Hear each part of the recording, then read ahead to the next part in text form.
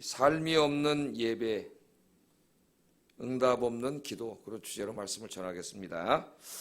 자, 우리의 신앙생활과 도덕적이고 윤리적인 이 삶은 밀접하게 연관이 되어 있습니다. 신앙생활 따로, 또 이런 어찌 도덕적이고 윤리적인 삶은 따로 이렇게 나뉘어져 있는 게 아니에요. 이 두 개는 동전의 양면과 같고, 올바른 신앙생활, 진실한 신앙생활에는 반드시 뭐가 따라오게 되어 있어요? 거룩하고 의로운 삶이 같이 따라오게 되어 있습니다. 그러니까 여러분, 저 이단들 이렇게 가만히 보세요. 그럼 이단 교주들 막 자기가 굉장히 막 신령하고 능력 있고 막 기적을 행하고 대단한 것 같죠. 막 그렇게 얘기하는데, 그 사람들 나중에 이렇게 이제 문제가 일어나서 보면은 항상 뭐가 없어요? 삶이 없죠. 도덕적인 삶이 없어요. 음란하고 돈 같은 거 막 횡령하고 삶이 엉망진창이죠. 그러니까 그 사람의 삶이, 그 사람의 신앙이 엉터리임을 보여주는 거예요. 이 두 개는 나뉘어지지 않습니다.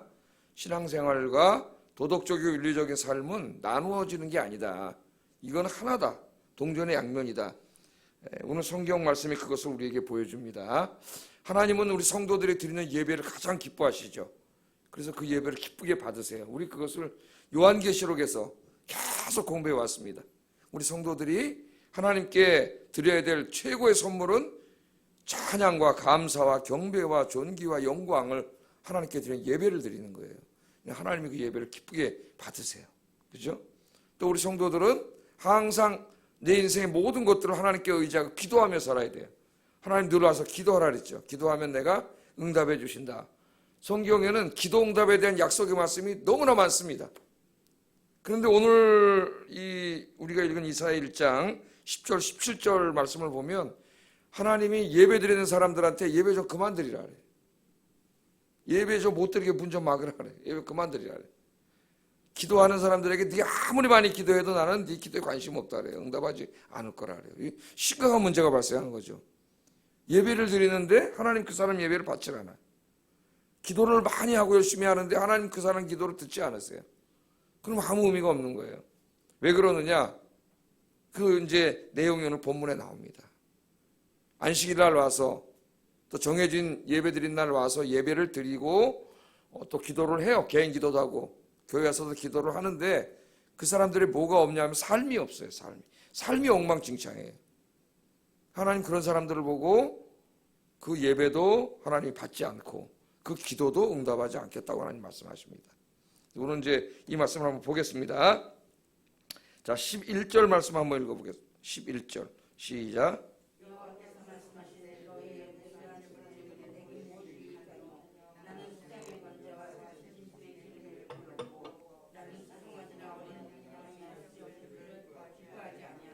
너희가 내 앞에 보이러 온 이것을 누가 너희에게 요구하였느냐? 내 마당만 밟을 뿐이니라. 이 마당만 밟는다는 말이 여기서 나온 거예요.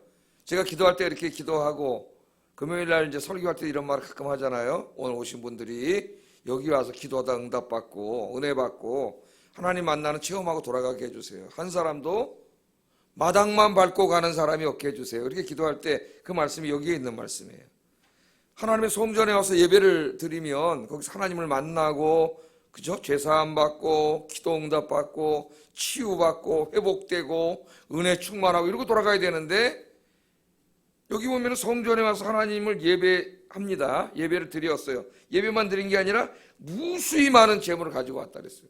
많은 사람들이 안식일 날 성전에 와가지고 예배를 드리고 올 때 그냥 오지 않고 다 재물을, 하나님 앞에 드릴 재물을 가지고 온 거죠. 지금으로 말하면 뭘 가지고 온 거예요? 헌금을 갖다 하나님 앞에 드리고 예배를 드리고, 그러면 하나님 너무나 기뻐하실 줄 알았는데 하나님이 오늘 말씀해 보니까 하나도 기쁘지 않아요. 그냥 마당만 밟고 가는 거예요. 하나님 그 사람들을 예배에 관심이 없으세요. 관심만 없으시는 게 아니라 싫어하세요. 말씀을 잘 보세요. 여호와께서 말씀하시되 너희의 무수한 재물이 내게 무엇이일까요? 그냥 하나님께 드리겠다고 소도 가져오고 막 양도 가져오고 엄청나게 많은 지금으로 말하면 헌금을 갖다가 하나님 앞에 드렸지만 하나님은 관심 없다는 거예요. 그게 나한테 아무 유익이 없다. 그렇게 말씀을 합니다. 나는 수장의 번제와 살찐 짐승의 기름에 배불렀고 매일 거기서 번제를 드리고 속죄제를 드리고 제사를 드리고 엄청나게 많은 제사를 드리죠. 근데 하나님 그런 거 다 필요 없다는 거예요. 나는 수송아지나 어린 양이나 숫염소의 피를 기뻐하지 않는다.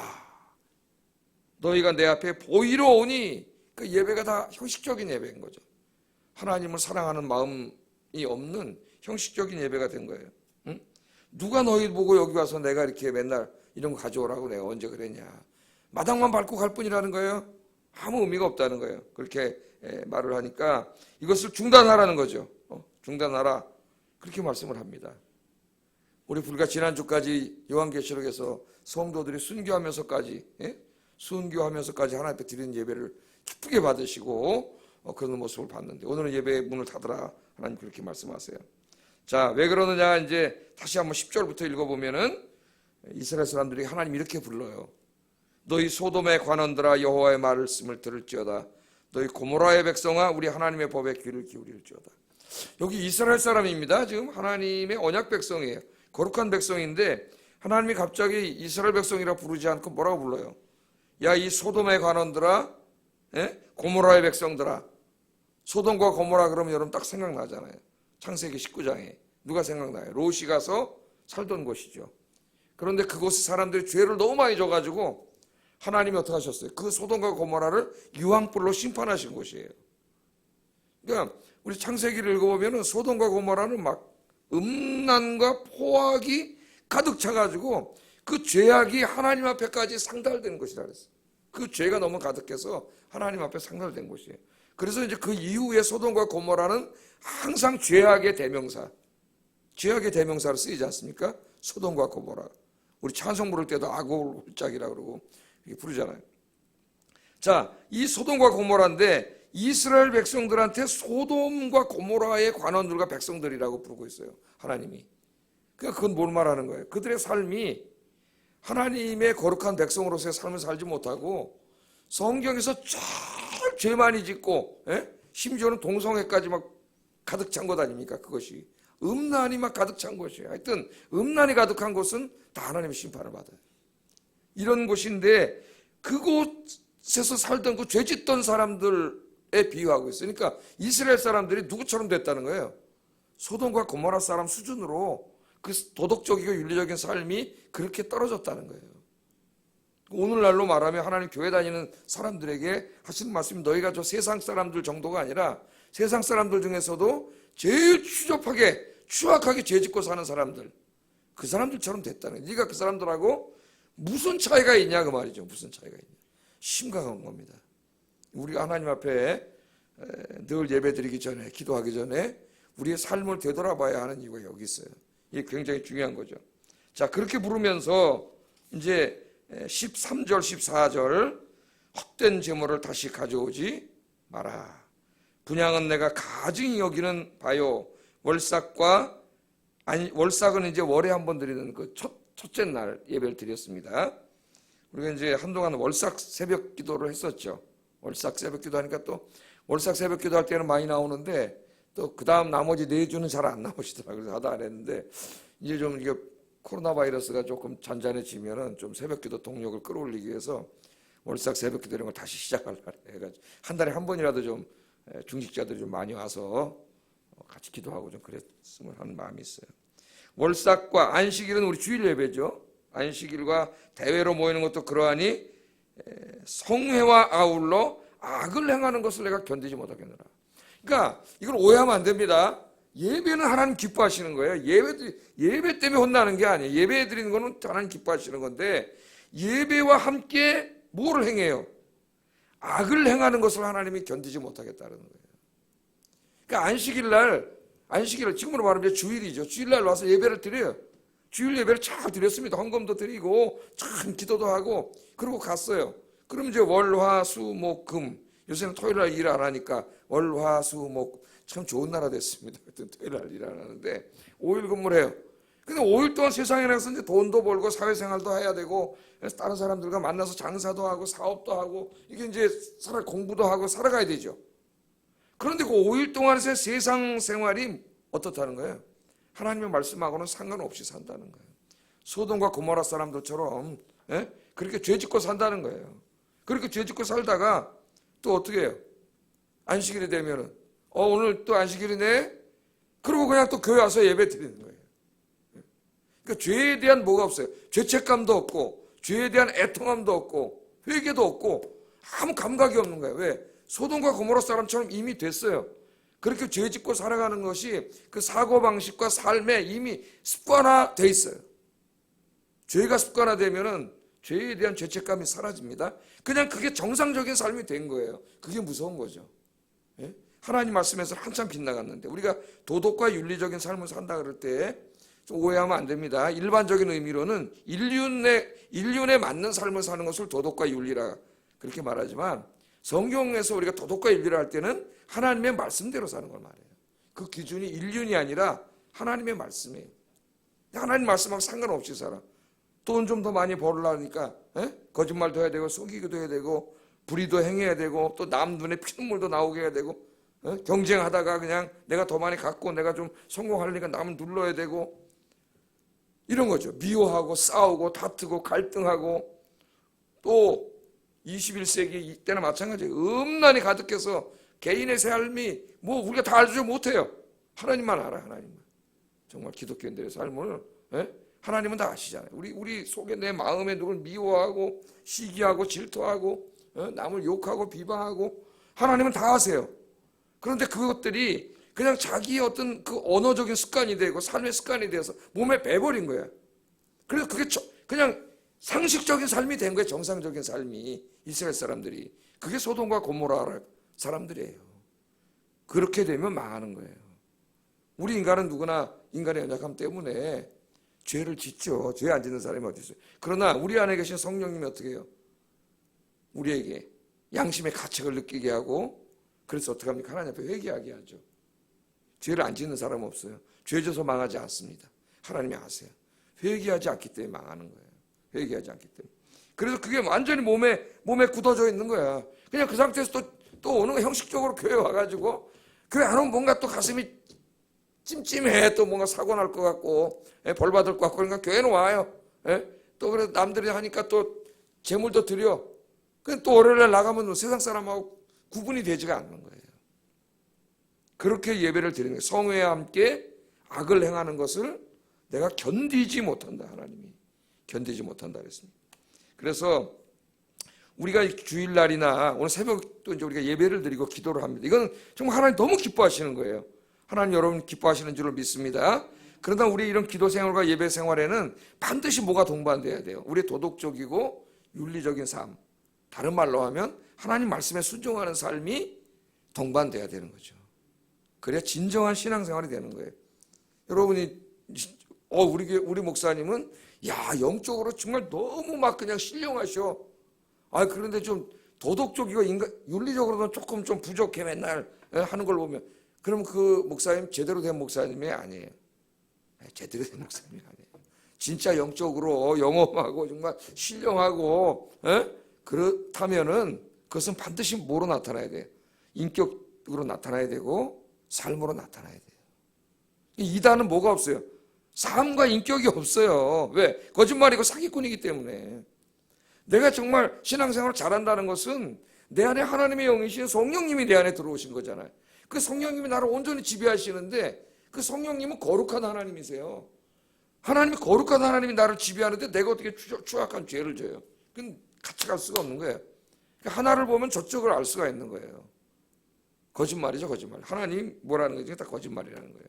그래서 정말 하나님 기뻐하시는 예배를 드리려면은 우리가 하나님 앞에 와서 우리 자신을 거룩한 우리 자신을 드려야 돼요. 하나님이 제일 기뻐하시는 제물은 거룩한 우리 자신입니다. 그래서 하나님 기뻐하시는 예배를 드리려면 주일날만 와서 예배 드리는 그 예배만 중요한 게 아니라 한 주간 동안의 삶의 예배도 중요하다는 거예요. 삶의 예배가 있어야 돼요. 그래서 로마서 한번 12장 1절이죠. 이건 이제 나중에 로마서 강의할 때 자세한 강의는 하겠습니다만 1절 2절 한번 읽겠습니다. 로마서 12장 1절 2절.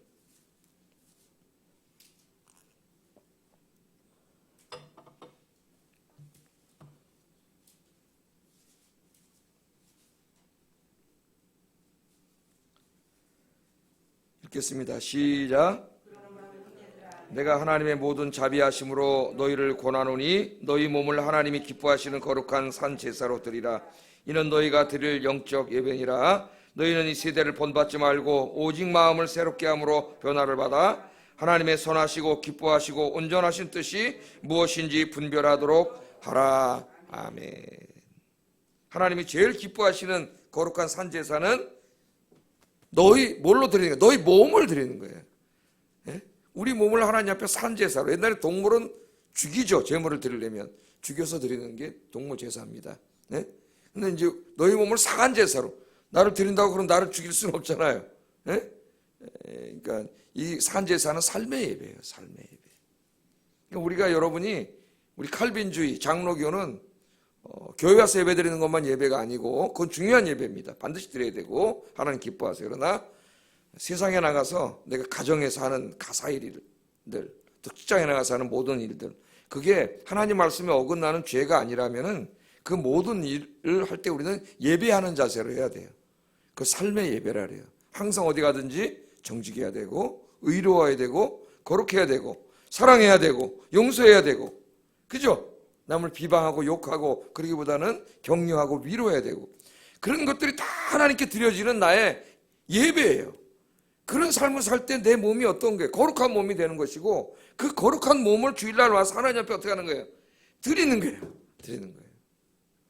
그래서 우리가 늘 주일날, 내일이 주일이다. 그럼 토요일날 밤에 여러분 주무시기 전에 늘 기도하세요. 한 주간을 되돌아보면서 하나님, 내가 내일 예배를 드리는데 예배들이 합당하지 못한 삶을 살았습니다. 하나님 이렇게 잘못했으면 용서해 주세요. 그럼 하나님이 용서해 주십니다. 예? 우리 몸 깨끗게 하시고 늘 그렇게 깨끗하고 거룩한 몸을 하나님 앞에 드림으로 하나님이 기뻐하시는 예배를 드리는 여러분 되기를 주의 이름으로 축복합니다. 이 두 가지가 다 중요하다는 거예요. 이 예배 드렸다고 혼난 게 아니에요. 그 예배 드리건 너무나 잘 드리는 건데, 예배와 함께 악을 행하기 때문에 하나님이 견디지 못하는 거예요. 당연히 하나님의 백성은 예배를 드렸으면은 예배 드린 사람으로서 거룩하고 이렇게 살아야 되는데 나가서는 엉망으로 사는 거예요. 욕심과 탐욕에 이끌리고 음란에 이끌리고 그렇게 살아가는 거죠. 시기와 질투에 이끌리고. 저와 여러분들은 늘 하나님 앞에 제사를 드릴 때 우리 자신을 거룩한 산 제물로 드릴 수 있기를 주의 이름으로 축복합니다. 이 우리의 삶은요, 예배하고만 관계된 게 아니에요. 예배도 중요하고 두 번째는 기도 생활하고도 연관되어 있어요. 이건 이사야의 아주 유명한 말씀이죠. 기도할 때 많이 기도한다 할지라도 하나님이 전혀 관심을 보이지 않고 듣지 않는 기도가 있습니다. 그것도 뭐예요? 삶이 없는 기도예요. 삶은 엉망진창으로 살아가면서 회개하지도 않고 하나님 앞에 와서 뭘 계속 달라고 기도하는 거예요. 또 기도 끝나고 나가면 또 엉망진창으로 살아요. 세상 사람과 별 차이 없이 살아. 근데 또 하나님한테 달라고 기도하는 거예요. 하나님 그런 기도 듣지 않으세요, 여러분. 15절 한번 읽어보겠습니다. 15절 시작.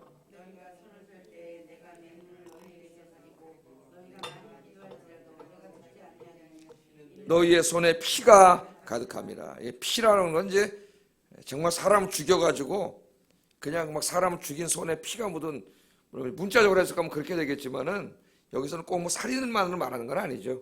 피가 가득하다는 말은 상징적인 말이에요. 자기 어떤 욕심을 채우기 위해서 온갖 포악하고 악한 죄를 다 행하는 거예요. 남들을 막 그냥 눈에 피눈물 나오게 하고 그런 죄가 다 상징적으로 포함된 거죠.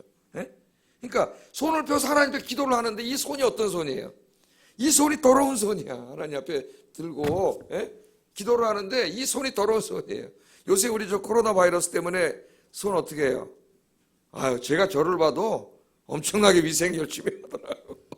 차에도 하나 갖다 놓고 요만한 거 하나 갖다 놓고 아침에도 올 때 뭐 어떻게 해? 꾹 눌러가지고 또 오래 살겠다고 또 딱 엘리베이터 꾹 누르잖아. 그냥 눌렀잖아요.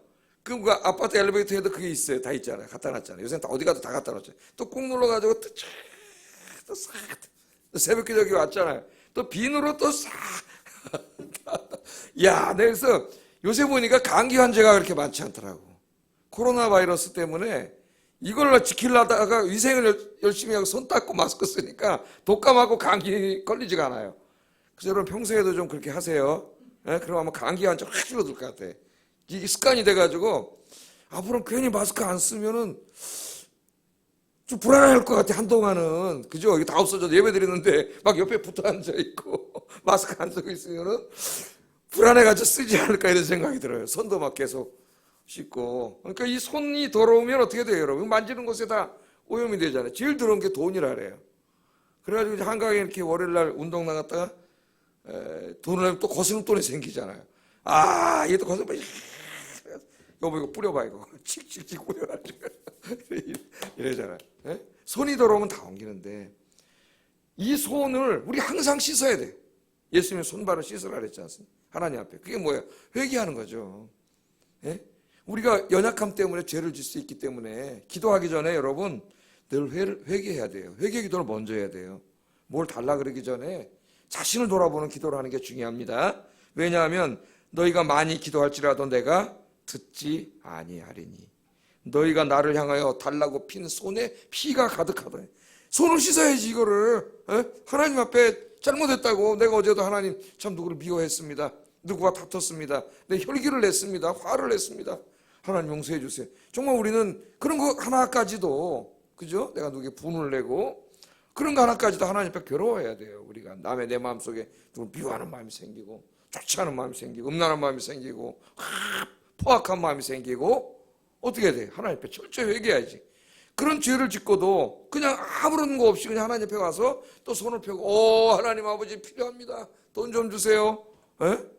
일용할 양식을 주세요. 일용할 양식을 달라고 기도하라 그랬으니까 기도해야 됩니다, 여러분. 그럼 하나님은 우리의 육신의 필요를 아세요. 다 뭐가 필요한지. 기도하면 하나님 주십니다. 그런데 그 달라고 기도하기 전에 먼저 뭘 해야 돼요? 손을 씻어야 된단 말이에요. 이 피가 묻은 손을 가지고 오면 안 된단 말이에요. 더 자세한 말씀은 59장 1절 3절 59장에서 이거 다시 다룹니다. 한번 그것도 보겠어요. 59장. 나중에 가서 이제 다시 한번 또 공부할 텐데 이사야 59장 1절 3절 읽어보겠습니다. 시작.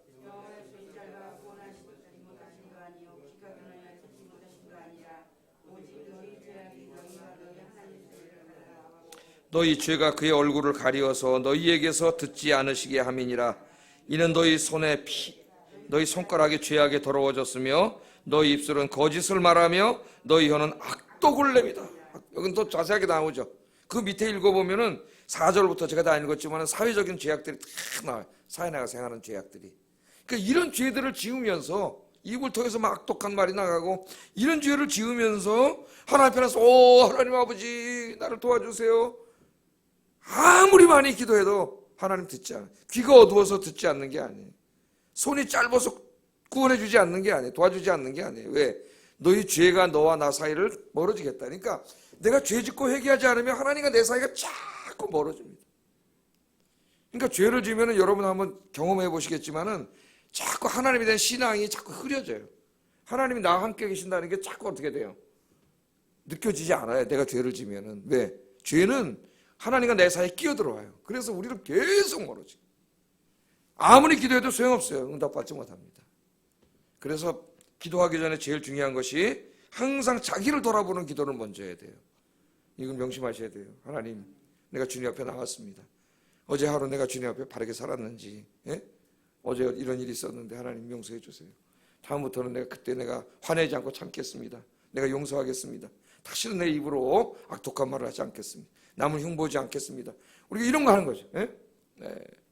하나님 앞에 기도하는 거예요. 그러면 하나님 기도에 응답해 주세요. 그러니까 내가 죄 짓고 와서 회개함이 없이 아무리 기도해봐야 소용이 없어요. 그 기도는 하나님 듣지 않으세요. 기도 응답이 없는 이유 중에 하나가 그겁니다. 또 하나는 탐욕과 욕심으로 구하는 거라고 야고보서에 나오죠. 탐욕과 욕심으로 구한 그 기도 응답이 없어요. 또 이렇게 죄 짓고 회개하지 않은 채로 이 죄는 회개하지 않으면서 뭘 달라고 기도해봐야 소용이 없어요. 하나님 응답해 주지 않으세요. 늘 우리 자신을 들어봐야 돼. 그래서 기도하기 전에 16절 17절 오늘 본문 16절 17절 하나님 말씀하셨습니다. 읽어보겠습니다. 시작.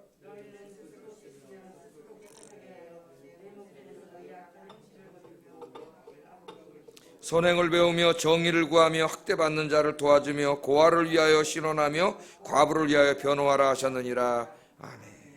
너희는 스스로 씻으며, 씻는 게 뭐예요? 회개하는 거죠. 하나님 앞에 하나하나. 회개는 구체적으로 해야 됩니다, 여러분. 예? 구체적으로 내가 잘못한 것들을 하나하나 회개해. 예? 스스로 깨끗하게 하며, 회개하면 깨끗해지잖아요. 예? 하나님 손을 씻겨주진 않아요. 손 내가 씻어야 돼요. 하나님 앞에 나가서. 내가 씻을 때 하나님은 여기에 더러운 죄들을 다 용서해 주시는 거예요. 코로나 바이러스 다 없애 주시는 거예요. 영적인 코로나 바이러스를. 내 목전에서 너희 악한 행실을 어떡하라고요? 버리며. 버려야 돼. 이제는 우리 그리스도인들이 하나님 앞에서는 악한 행실을 가지고 오면 안 돼요. 그것을 버리며 행악을 그치고. 이 동사들이 굉장히 강력합니다. 버리고 그치고. 우리가 결단을 잘 못하잖아요. 맨날 또 하고 또 하고 또 하고. 네? 과감히 버리시기 바랍니다. 과감히 그치세요. 딱 끊어야 돼요. 그리고 어떻게 해요? 선행을 배우며. 배운다는 말이에요. 행하며 그러지 않고 배우며 그랬어요. 뭘 하나님 기뻐하시는지 아까 우리 로마서 읽었잖아요. 하나님 뭘 온전하게 하시는지, 여기시는지, 기뻐하시는지 우리가 깊이 분별하고 생각을 해야 돼요. 말씀을 통해서 배워야 돼요. 정의를 구하며 학대받는 자가 있으면 도와주며. 이런 건 진짜 우리 아이들한테 중요한 말이에요. 학교 가서 애들, 약한 애들 왕따시키고 때리고 돈 뺏고 그런 애들 볼 때 어떻게 도와줘야지. 예? 약한 사람들 당할 때 길거리나 이런 데서 어려운 일 당한 사람 있으면 도와줘야죠. 예? 다 도와주고, 학대받는 자를 도와주고, 억울한 일 당하는 사람 도와주고. 억울한 일 당한 사람 얼마나 많아요. 권력 있고 힘 있는 사람들 갑질 당하고 그런 사람들 대부분이 몰라라 하죠. 귀찮으니까. 예? 우리가 도와줘야 되죠. 뭐 미투 막 이런 거, 여성들 막 함부로 하고 막 이런, 우리 그리스도인들 다 거기서 그들을 어떻게 도와주라는 거예요. 가만히 있지 말고. 가만히 있는 것도 죄예요. 신원하며 과부를 위하여 변호하라. 가난한 사람, 연약한 사람 아닙니까? 도와주고 사랑을 베풀고 그렇게 살아야 된다는 거예요. 그런 삶이 없이 하나님 앞에 나서 예배하고 기도하는 것으로 소용이 없다는 거예요. 소용이 없다는 거예요. 신앙생활은 이 모든 것을 다 포함하는 거예요. 하나님과 나와의 수직적인 관계만이 아니고 중요한 것은 나와 이웃과의 수직적인 관계가 중요합니다. 그러므로 윤리가 없는 예배와 기도는 미신이에요. 반드시 하나님을 잘 섬기고 예배하고 기도하는 사람에게는 그의 삶이 있어야 됩니다. 삶이 없으면 예배와 기도는 의미가 없어요. 하나님 앞에 아무 의미가 없어요. 그래서 오늘 이 말씀을 생각하면서 이제 제가 요한계시록 끝났으니까 짧게 한다 그랬잖아요. 예? 기도하겠습니다. 말씀을 생각하면서 기도하겠습니다. 우리의 예배와 기도는 우리의 삶과 밀접하게 관련이 있습니다. 삶이 없는 예배, 삶이 없는 기도는 미신입니다. 그런 예배는 하나님 받지 않으세요. 하나님 오늘 하루도 거룩하고 의로운 삶을 사는 사람, 참된 예배와 기도를 드리는 사는 그런 삶을 살게 해주세요. 같이 기도하겠습니다. 사랑과 은혜가 충만하신 아버지 하나님, 감사합니다.